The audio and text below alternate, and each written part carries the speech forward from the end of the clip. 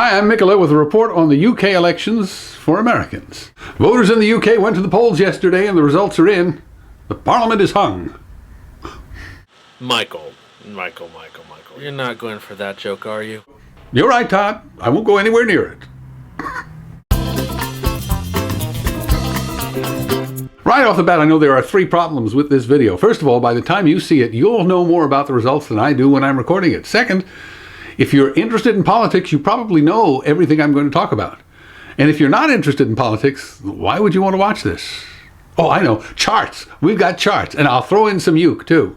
Oh, and three, I'm an American. What do I know about the UK elections? Consider this an open invitation for anyone in the UK to correct my obvious goofs in the comments. A couple of items of background. First, England, Scotland, Wales, Northern Ireland have a long history of multiple parties.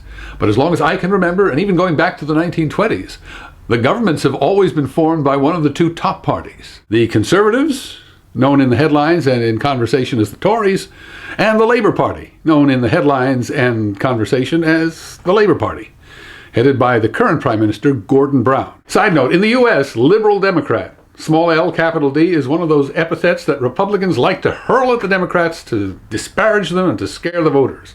Liberal Democrat.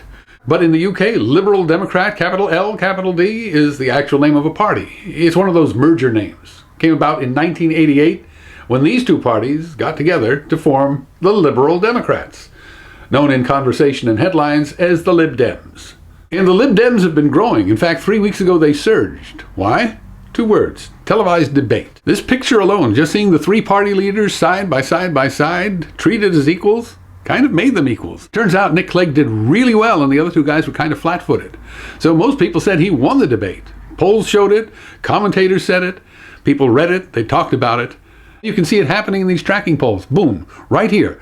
That was the first debate. And just look at the Lib Dem line climb. But Cleggomania turned out to be something of a bubble. By the time of the election, the Lib Dems actually lost seats. Although they still have the third largest chunk, which puts them in a good position for bargaining in the hung parliament world. But I'm getting ahead of the story. Second critical bit of background for Americans. In the UK, voters don't elect the Prime Minister. What they do is elect their own particular member of parliament from their own constituency, much as in the US we elect our own congressional representative from our own congressional district. The US Constitution makes the president and the Congress completely separate branches of government. So there are 2 lines on the ballot, one for your member of Congress and the other for the president. Theoretically, you can split your vote. More than theoretically. In the last election in 2008, 34 congressional districts went for the Democrat, Obama, but elected a Republican to Congress. And 49 districts voted for McCain, the Republican, but elected Democrats to Congress. It doesn't work that way in the UK. Everybody understands when you elect your own member of parliament, that vote also counts for who's going to be Prime Minister. Let me break that down for you. Parliament this year has 650 seats. A majority would be 50% plus 1. That's 326 seats. So any party that gets 326 or more seats has a majority. Their leader gets to be Prime Minister. The magic number is 326. If you get it, you're on the top rung. If none of the parties can get that far, the Parliament's hung. For example, here's how it usually works. We'll look at the last election, 2005. Last election, the party with the majority was Labour, followed by the Tories, the Lib Dems, and then the smaller and regional parties. Well, I'll give them their official colours. Those are the seats. But now, tally up the votes across the nation instead of constituency by constituency, overall votes. Here are the results. Nobody had a majority. Nobody. But look at the seats. Clear majority. Votes? Wait, I'm going to put the votes and seats on the same chart so you can compare them. If you're Labour, you have to like the way that chart looks. 35% of the votes, 55% of the seats. The Tories, votes and seats match up pretty well. But if you're Lib Dem, look at that. 22% of the votes, you only wind up with 10% of the seats. No wonder Nick Clegg wants to change the rules and reform the way the elections go. How is this possible? Well, in any given constituency, you don't need a majority. You need a plurality, the most votes. In other words, if it breaks out 35, 33, 32, 35 wins. In England, they call it first past the post. It's like a race. Winner gets it. In the US, we probably call it winner takes all. More than a formality, winning by plurality. Get your party past the post and everyone else is toast. Enough background. What happened this year? Turns out this is the throw the bums out year. A lot of people unhappy with Labour. Labour is out of favor. I'm going to need some news. Thank you.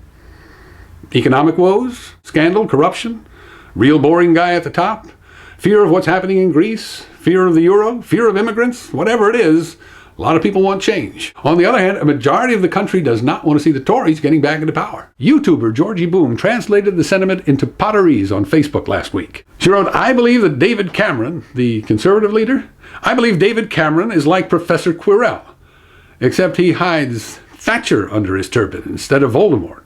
You'd think if you weren't happy with Labour or the Tories, the Lib Dems would start to look very interesting. And 2 weeks ago they did. But in the closing days, a lot of air went out of their balloon. So the country went to the polls yesterday, and here are the results from last night and early this morning. Here are this week's results compared to the last general election in 2005. It makes the swings very clear.